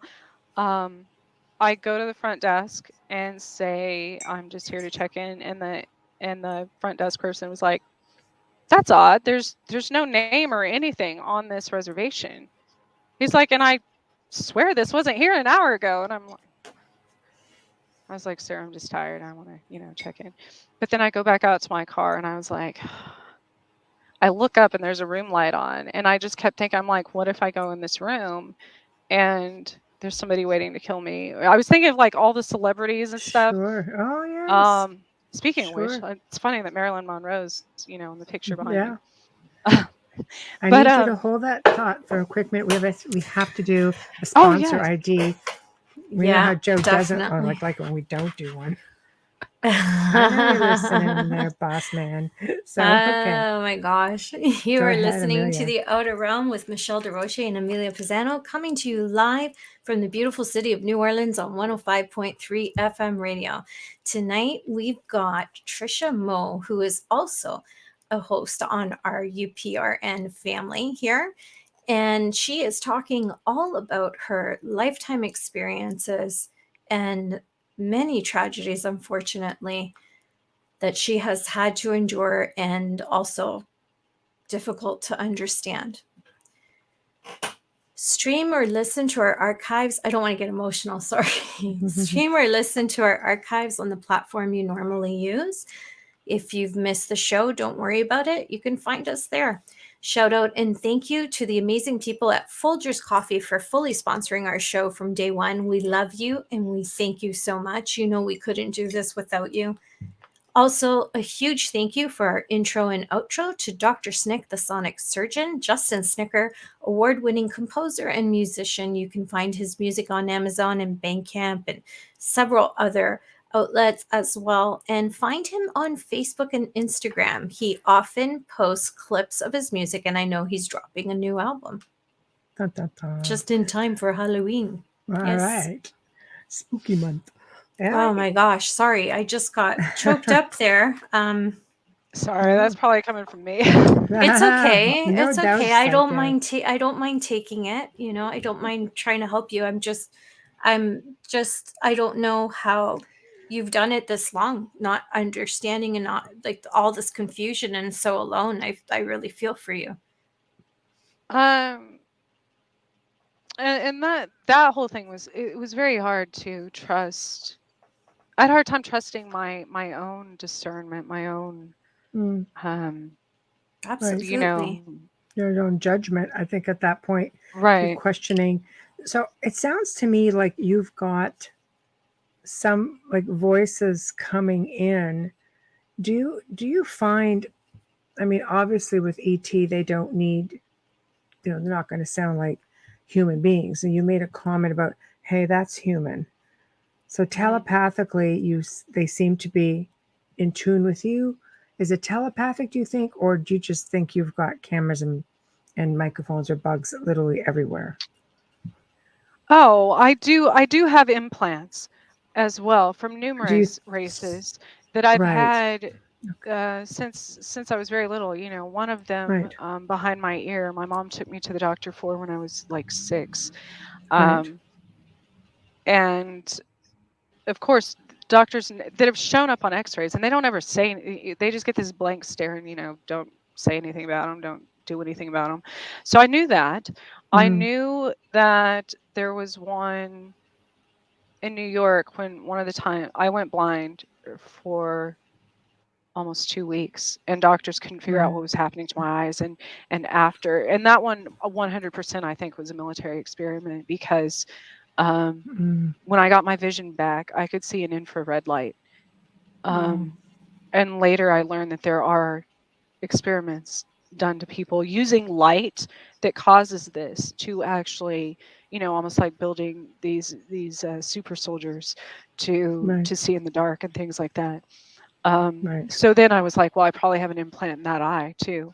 Um, and and so then all these movies that I've heard about and stuff throughout my life start Right. making sense. I had been, numerous times in my life, I had been wrongfully arrested, and the SWAT team raided my house, but then there was no record of it and all of these things. And I absolutely not saying that it's the actual police that Right. are For bad sure. who are doing No, it. I'm it's saying there's somebody things though. that Right. impersonate a lot of these Right. things, like children or authority figures and stuff. I imagine And they can so, impersonate any company, any situation. They have the absolutely. means. Right. Right. And that's what happened in Manhattan. Eventually, um, I still didn't know what color. Like, somebody saying somebody else is coming to Mm. save me, and all of a sudden another man walks up on standing on the corner in like all yellow or something, and is holding a bag, and I'm like, do I approach him? Do I not? And I finally Mm. went into, there were tons in town. There were tons of white government vehicles from Texas, and I finally went into one hotel, and I go up to the front desk, and I see the name of the manager on the wall, and it said Angel. That was her name. And all of a sudden, I don't say a word, and I'm standing there. She said, "Hold on one second." And she goes, to the back and comes back, and she gives me a red phone case, and I'm like, "But is it a trap?" you know. Right. And Yes. all of a sudden, the doors. And I had already knew it was a mistake getting out of the car, because the second we got out of the car, my legs were numb. And I knew that from being abducted, that is one of the first things. And so we're standing, and my kids are like, "Why are our legs numb? Why are," and that my animals are passed out. And I'm standing there at the front desk, and all of a sudden the automatic doors, the motion sensor doors, open and close um, erratically numerous times. And I look, and I'm Mm. like, "What is that?" And she goes, "Oh, it must be the wind." And I was like, "The wind Well, doesn't doesn't set off the cause sensors. the That's sensors crazy. in Their and doors with would an be open all the airway." time if that happened. That's Right. so crazy. And I Yeah. turn around, and Men in Black, the credits is on the TV in this hotel lobby. And I'm like, there is no way. There is no way this is happening right now. And this man walks in, um, with like a briefcase or something, is standing, walks up in front, on the other side in front of me, and he has a spider, like a red spider on the back of his jacket, like a logo or something. And I was like, oh, like, I felt like at that moment that was really dangerous, and I shouldn't be there. So I left there. And then there were numerous other, there were like these semi trucks in the middle of the night. There had to have been hundreds of them rolling through town, and near a military installation. Sometimes this is normal. They have a lot of equipment or whatever, but they didn't sound like normal trucks. I don't know how to describe it. They were the machines. So I'm like, is there? And they were trying to communicate to me that there was like a summit meeting or something going on at that time. And it never occurred to me that why I was a part of this or anything, until I was behind this car, and I was seeing the same drivers in every car, like clones. I'm like, oh, that guy was driving that car behind me. Oh, they all look the same. And I would see people just leaving, disappearing from their car at like a stoplight, and the car being sitting there empty, and I'm like, what Is that is a going time on? slip or something? Or is this like, that doesn't I don't know even if they were taking logically. people and leaving people, you know what I mean? And Can I and just so rewind you for 1 second? Sorry, just because I think you need to hear this. When you said you saw Men in Black, the film, the credits come up on the television in the lobby, did you ever think that maybe something that you've encountered throughout your lifetime was trying to warn you and That they protect were you and coming say, in. get out? yes, Like, get absolutely. out of here, take this as a warning, because that's the only way they could do it, right? How Yes. else could you do something and not get caught? Yeah, Yes. maybe. Nobody would question credits rolling up on an older film on television. No. And that's what I started learning is Two all these sides to every things. coin. But I'm Yeah. like, oh my God, they've been trying to warn me all this time. And I wasn't paying attention. And it's the same with mediums I've learned and people who have these stories. And it's like we're literally screaming to a crowd of people who can't hear us. Mm-hmm. Half of They them don't don't even want see to. us. They don't want to, though. And it's like we're trying to save you. We're trying, we've been trying to Yeah. warn you for years. Right. And I Yeah. there was something, yes, there were all these things, and so I was behind this car, and it was like a hybrid, whatever, like that. The car was a hybrid, and they would change the license plates um to make words, and I'm like, which I know now in this holograph, anything can be changed, clouds, whatever. Mm. And they said, join us, hybrid. And I was like, who are you talking to? Like, I'm not a hybrid. And then I was like, oh, oh. And this whole Well, time, shit. I'm like, Yeah. Yeah. but up until then, it had That's. never occurred to me. That was the last thing on my mind, And Um, and I was like, absolutely not. And so whatever this race was, I was like, you all have an attitude problem. You're very rude and you're very pushy and very, And then there were the other ones who were nicer and so, what is it I about you? Do you think that so many races were interested in you? I mean, I would understand why military and government would be interested because they're trying to figure out what your interactions were with all of these different races of beings. Because you I can't be a think hybrid with especially all of them. like redhead. Well, I have I have a native background as well Right. as Celtic and African. And if you go back to the original races since the beginning of time, That's right. and you want, coming from New Mexico, like the Four Corners prophecy, even, and then I added one after I had my son with the crossing of the, um, so if there's very few people in this world with my blood, Mm-hmm. you That's know, true. Mm-hmm. so, That would be a factor among others. but it's like all of these things, I knew for a fact, I knew they couldn't purposely in my life.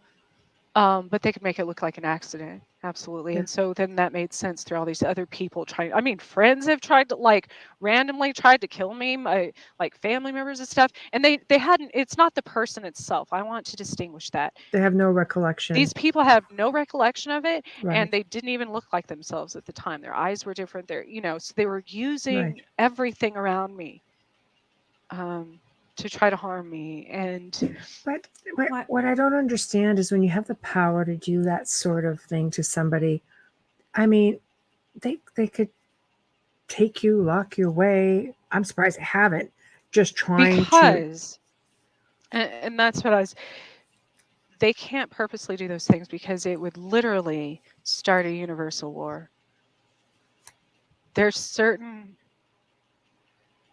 it gets to a point with people like they can't do, and I think that's with the military. I think I had all killing these, you would be just as much of a trigger for war. right? You would think. But Joe said it one time. He's like, maybe something bigger was protecting you. Yeah, for sure. And it Absolutely. reminded me of a Absolutely. time that I was abducted within a mile of going to my parents' house in the middle of the night, and there was this thick fog. There was like a wall that ended at their property, and my dad saw it. And I lost like 3 hours of time in that mile, and I knew it was going to happen. And the funny thing is, I was near a cattle auction house, and I heard, and it was one of the nights that they were separating the mothers from their calves and selling off the calves. And they did that on purpose to show me what we do as humans. So this fog was MiLAB, not extraterrestrial. No, I think that one was extraterrestrial. Okay. They did it Right. because they're also taking the cattle, to Right. symbolize. They're like, Right. what makes you any better? Why do humans think that they're so much better than any other being? Why do they? That's right. Because I could empathize with these cattle who were being separated from their calves. I'm like, oh my Yes. God, Yes. we do the Yeah. same thing. It's kind of like, Yes. it's like frogs being dissected in a lab probably think that we're aliens abducting them. That's right. Um, That's right. All life matters. All and life it's the matters. circle of life. So when people ask how I deal with this, how I accept it, because it still happens to this day. I'm taken by the government and other things for like remote viewing and stuff. And it gets to a point, if you're going to be drug into the lion's den, you might as well hold your head up. Mm-hmm. Because there was a point when something else did start protecting me. But it's not about that. It's like, if you're a farmer and you have cattle, you don't want the neighbor abusing your cattle. You don't want anybody else abusing That's your right. cattle. You're going to give that cow a good life. But That's at the right. end of the day, you're still going to send it to slaughter, Right. you know? Right. And that's what you And think is happening. and it's nothing personal to any of them. No. We Right. all, there's cycles upon and survival of the fittest, and it's silly for us to think that we're at the top of the food chain. Mm-hmm. And It is. It somebody is. somebody asked me, and I was like, it's not that you don't like your cow or have anything against it. It's just the way of life, And people ask me why I'm not vegan or vegetarian, or because as a trainer, a personal trainer, I know there's certain blood types that absolutely require more protein, and it's like having the meat eaters and the vegetarian or the plant eaters. Absolutely. Yeah. And so I asked, when physicists and astrologists and everybody asked me in regards to that, why do you still eat meat? I do not agree with poachers or hunters that are trophy hunters, or the inhumane ways that certain, I absolutely get my meat from sources that I know raise their animals well and stuff, and I don't Yeah, eat a like lot a of meat. halal. Yeah. Mhm. Mm. But It when tastes they ask different me, too when it's humane like that. It tastes different. yes, and Yeah. it's very much, that's about the energy as well. Everything passed on Hmm. through energy, no matter what, whether it be what you eat, what you You will. wear. You'll feel the um energy and the emotions of that animal upon death. You'll feel fear. You'll Yeah. feel everything. It imprints into the physical. It just and I does. was discussing this with someone the other day. I'm like, it's not like if a deer gets hit by a car, you're not going to eat roadkill because it taints the meat. That's right. The adrenaline surge That's when right. that animal dies in that traumatic way ruins the Mm-hmm. meat. It becomes poisonous to you. Mm-hmm. And so maybe that's why I'm still alive. Like maybe maybe my, like, I'm tainted now. I've heard like people with a lot of tattoos and stuff, they don't like, because they It's true. consider, yeah, so maybe all of Yeah. that saved me. And but when I say I don't, Makes me grateful here's for another mine. thought, I don't have any. I and don't they've know. all helped me remember things, and in the Right. beginning of time, like with the Egyptians, only royalty was Mm. allowed to have tattoos, only, Right. and so, but with the meeting thing, another thing I ask people is, what makes you think that plants are not one of the most intelligent beings on this planet? They Absolutely. are rooted Trees. to the Yep. source, Mm-hmm. older than anything That's right. else living. And trees are the same, and they communicate with each other via their roots. It's a whole communication system. People don't know. It's almost like they're singing. Yeah. And so that's what, something profound happened before, a few days before all of this. I used to go on this trail by my house, and I touched a tree one time that had the rut marks from a deer in Mm-hmm. its branch, like it had been cut, and I put my hand on it, and I felt like I was healing the tree, but the tree said, "We will miss you, Trisha." And I'm like, okay. okay, now I'm talking to trees. Like, I've absolutely lost my mind. Right. Now this is 100% normal, and it had been normal to me all my life. I had just forgotten, when I didn't live near the forest anymore. Right. Because we're so programmed as we get older. I had lost that ability as a child. People who are empathic and gifted should always live among the trees and within forests and near water. You have to Yes. stay rooted to source. You have to, because And technology, towers, all of this is harmful. and that's what kills me. Yeah. That's when I became sensitive to the towers and the EMF frequencies and all of that. And this tree, I was like, wait a minute. Well, first of all, a tree's talking to me, but where am I going? Like, I wasn't planning on going anywhere then. I left Manhattan. There's a lot of other. I finally stayed in a hotel. My daughter was taken. Oh. Like, I don't know how to explain it. Her consciousness, her personality. And I could feel this thing trying to access my mind to see what room number we were in. I could hear this whoosh, like it coming down the hall of the hotel. And the thing is, I thought this was all over. I thought the ship had left because I could see it during the day.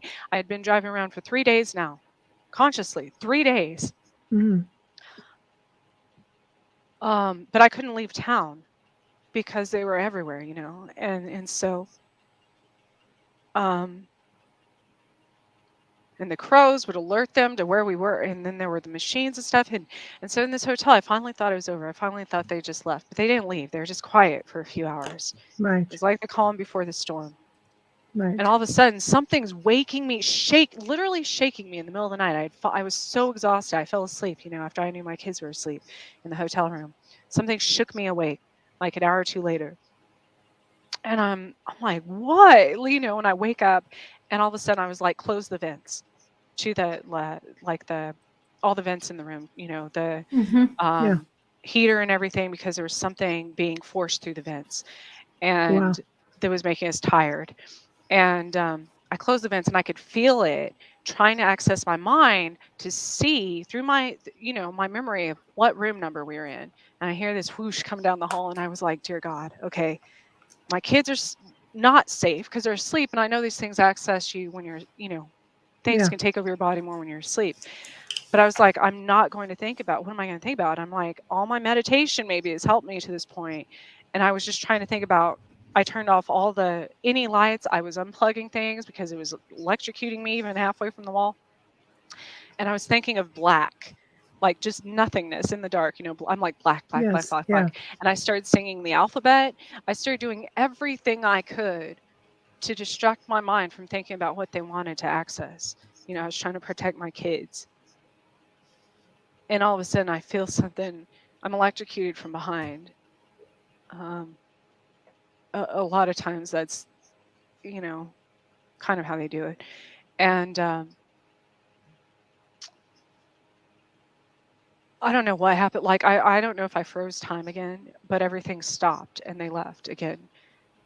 And a few hours later, I turned the lights back on. My daughter woke up, and I turned the TV on. I'm like, okay, maybe now they're gone. Because I couldn't hear the hum of the ship Right. outside anymore. And I was staying there dancing, just, in the middle of the hotel room.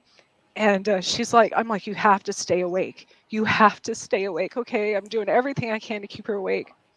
Because something kept telling me, like, keep her awake, keep her awake. And she's like, I can't keep my eyes open, Mommy. I've kind of, and she fell asleep. And I don't know how to explain it. Like, I literally felt her soul leave her. Like, I thought she died. And the next day I woke up to police knocking on my door. But when you see, like in a movie, when you see the military or the police officers or something, they can't exactly portray in uniform Right. an actual officer. There was something off. There's like one thing I noticed when I opened the door that was off about these officers. And I'm like, And they said, and second of all, I was like, nobody knows I'm here. First of all, yeah, they could track me, whatever. Yes, I get that. But they were saying stuff. They said your family's worried about you and your sister, and I'm like, I haven't talked to anyone. I've had my phone off. I haven't, and for me to go a few days without talking to my family is normal. We live in different, you know. Right. And so I was like, And all of a sudden, my daughter ran past. Well, first of all, she woke up and she kept electrocuting me, like literally zapping me every time I would touch her foot. I don't mean like a little shock. I mean like, and she was just different, very, very different. And I knew.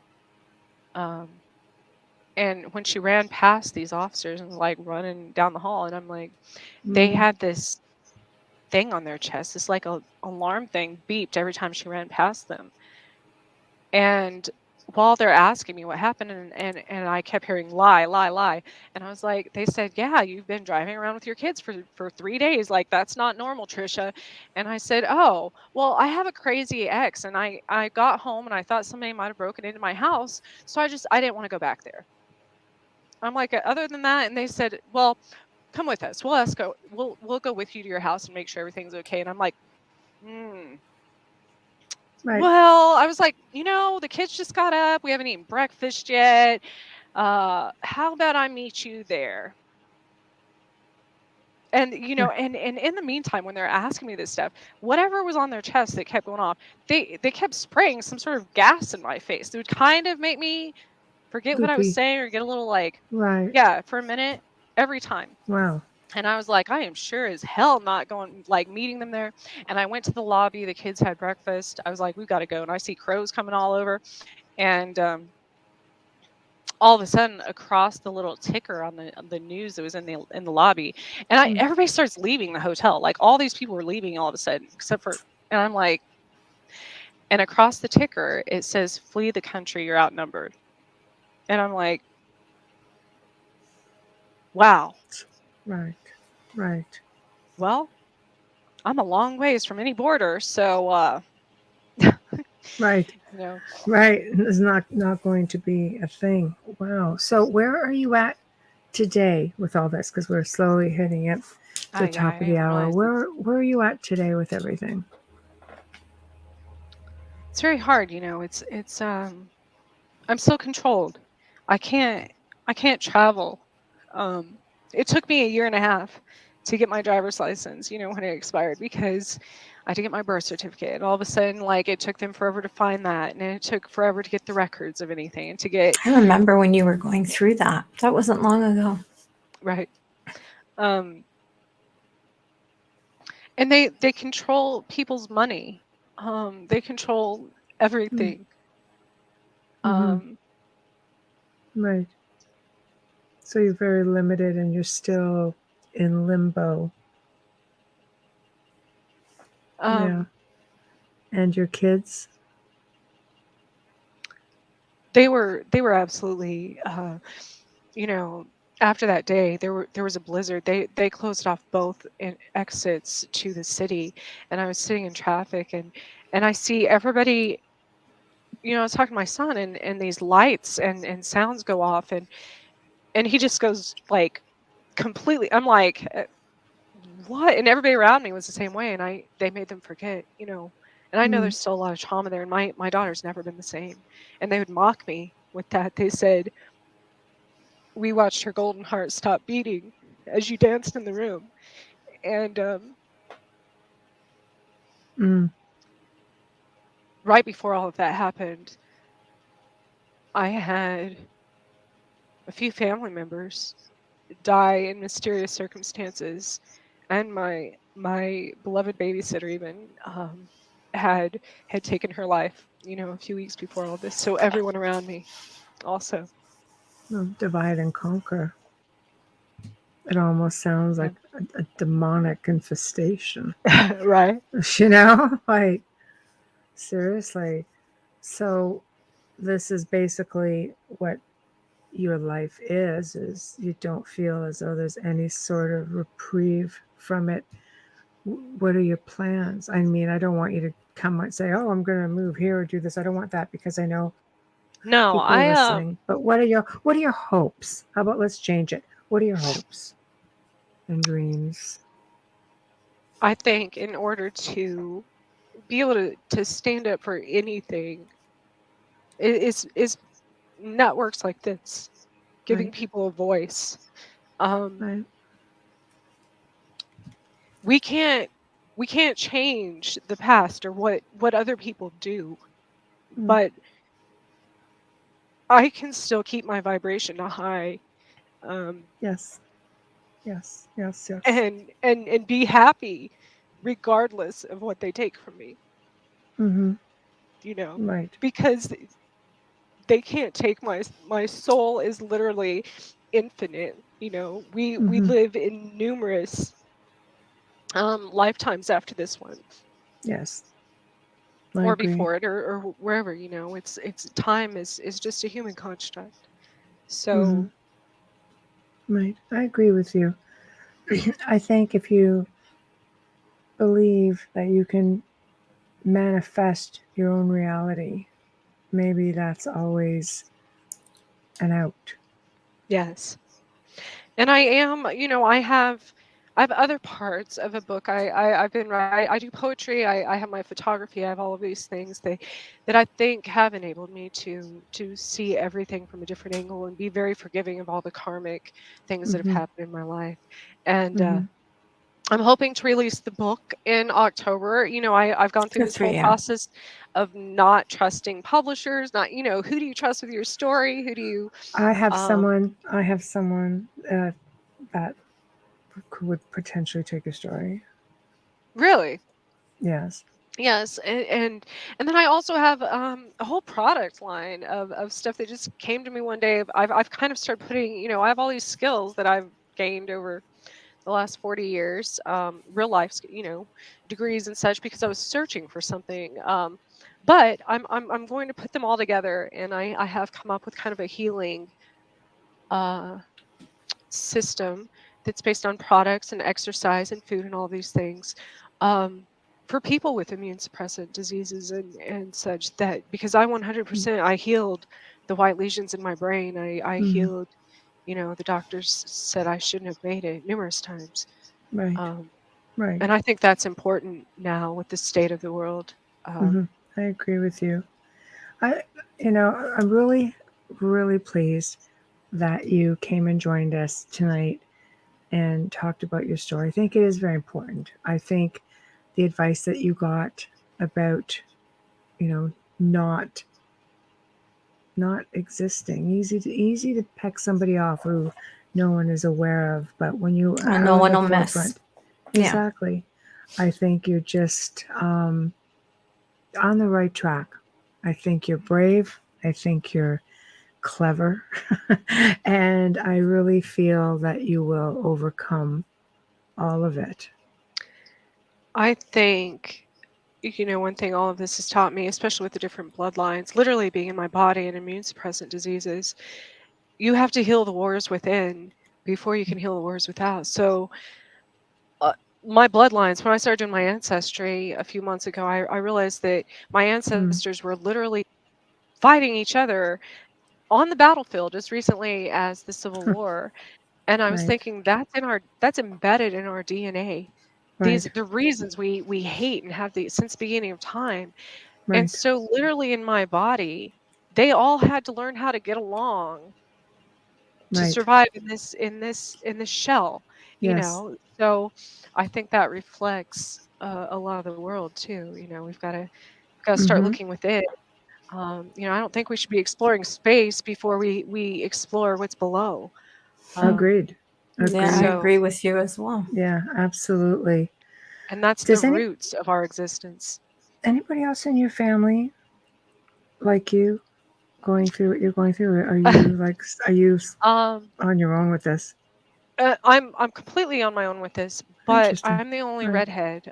It's skipped generations, right. and so there have been grandparents and such that and great, you know, great. Yeah. But no, in my immediate family, no, I'm the only one. But who's to say that you're not that redheads weren't the first and then left and came back? Like, we don't. That's what I mean by we don't really know. You Hmm. could have been redheads, could have been light eyes, could have been the first people ever. Well, if you go back to the like the Tuath, you know, in Irish and pagan and Celtic, they that was part of the belief system that they came from from the Another sky place. or That's right. wherever. Yeah, And absolutely. Yes. No, I agree. There's I a lot agree. of redheads in Scotland, A so lot of you know, folklore that goes back. yeah. and Well, it's funny, they don't allow, like, I wanted to move to Scotland. They don't allow Wi-Fi in half their country. You know, they still got dial-up, besides in the major oh, I don't know. I cities. was like all over Scotland, and I had no problems with Wi-Fi. I think it depends where you're looking. If you're looking I was out in the more country. I was in the yeah, Highlands. I was everywhere. So I think it does. Well, I In mean, fact, you could because be of in the middle of satellite. someplace. They give you free Wi-Fi right in the middle of a huge, um, like a huge park. All of a What? sudden, they'll have Wi-Fi free for everybody. When I was in, I think it was Glasgow, everybody, it was Glasgow Huh. is a huge city. buildings on both Yeah. sides, free Wi-Fi. It just sure, but even like in the Highlands wasn't that bad. But that's But also a tourist area. I think if it depends on where Trisha's Scotland. looking, right? Oh, I Well, would live off Trish, the when you grid. Like, go, I don't. I'll send you someplace very nice. So I'll make sure you have Wi-Fi. But If we I'm ever do. allowed to travel, yes, that would be Oh, that maybe would be wonderful. one of your extraterrestrial visitors. I always say, why do I need a plane? Pick me up, drop me off, come back, get me. Go lean towards the friendly ones. But again, I know people who could probably converse with you about that also. But we are at the end of another segment, and we are just so pleased and grateful that you have joined us, and I thank you for that. It was just really delightful, eye-opening, very emotional. I'm sending you virtual hugs. Yeah, big time. Big hugs. So big thank you to you. Big thank you to Folgers Coffee for sponsoring the show. Big thank you to Dr. Justin Snicker, for sponsoring us with our intro and outro. So please, again, wherever you're listening, whether it be Facebook or YouTube, anywhere, if you're on audio, come and seek us out and subscribe, follow us, like us up, whatever it takes. If you like what you are seeing or hearing, show us some support. Always, always appreciate it. If you'd like to drop us a line, please do so at the Outer Realm Contact at gmail.com, the Outer Realm Contact at gmail.com, which prompts me to say I am consulting on a potential upcoming paranormal show. So if you have traveled abroad or you live abroad and you have come back with something or you are currently living with something, we have producers who are willing to tell your story. So please email me at theouterrealmcontact at gmail.com and we can hook you up. Now, tomorrow night is going to be really fascinating. For the very first time ever, we welcome Kevin Dermot O'Doherty. I love him. And he's going to be discussing his book called The Egyptian Hammadi Secrets, a book Ooh. totally loaded with knowledge of Gnosticism, demonology, ET, human genesis, and just so much more. Right there, it just says like, I want in. So I think this is going to be fabulous. So tune in, and in the meantime, everybody behave. For myself, Amelia, and Trish, everybody have a great night, and we'll see you tomorrow.